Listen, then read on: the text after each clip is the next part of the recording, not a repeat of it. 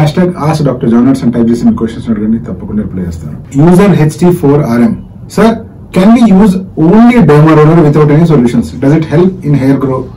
My age is 20 sir. ఇప్పుడు మీ వయసు 20 years, మీకు డర్మా రోలర్ చేస్తే జుట్టు వస్తుందా రాదా అని క్వశ్చన్. మీ హెయిర్ లాస్ కనుక సింపుల్ హెయిర్ లాస్ అనుకోండి, డర్మా రోలర్ చేసి వితౌట్ ఎనీ మెడికేషన్ తప్పకుండా గ్రోత్ వస్తుంది. బట్ మీకే గనక అర్లీగా బట్టతల ఫామ్ అవ్వడం స్టార్ట్ అయింది అనుకోండి, అటువంటి సిచ్యువేషన్ లో కూడా డర్మా రోలర్ చేసినప్పుడు ఇమీడియట్ గా బేబీ హెయిర్ గ్రో అయ్యే అవకాశం ఉంది. బట్ ఆ బేబీ హెయిర్ మళ్ళీ రాలిపోతాయి, మళ్ళీ మెడికేషన్ వాడితే గానీ ఆ హెయిర్ గ్రో అవ్వు.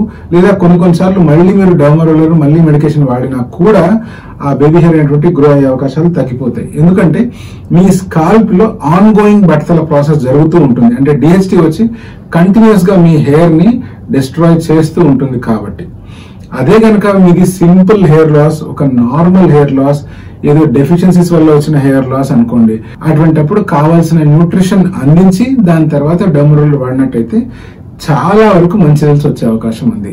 ఎప్పటికైనా కూడా ప్లెయిన్ డర్మా రోలర్ మాత్రమే వాడేదానికంటే దానికి సప్లిమెంట్స్ తోడైతే చాలా బెటర్ రిజల్ట్స్ వస్తాయి. బట్ ఏది ఏమైనా కూడా డర్మా రోలర్తో ఎంతో ఉపయోగం ఉన్నా కూడా, డర్మా రోలర్ ఈజీగా అందుబాటులో దొరుకుతున్నా కూడా మీరు సొంతంగా డర్మా రోలర్ వాడడం మంచిది కాదు. మీ డర్మటాలజిస్ట్ గానీ మీ డాక్టర్ పర్యవేక్షణలో తప్పితే మీరు సొంతంగా వాడొద్దండి.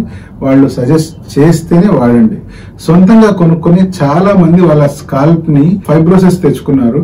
స్కాల్ప్ అనేటువంటిది థిక్ అయిపోయి ఫర్దర్ వచ్చే హెయిర్ గ్రోత్ కూడా కంప్లీట్ గా లాస్ అయిపోయే సిచ్యువేషన్ వస్తుంది. సో అందుకనే సొంతంగా డర్మా రోలర్ వాడొద్దండి, డాక్టర్ చెప్తేనే వాడండి.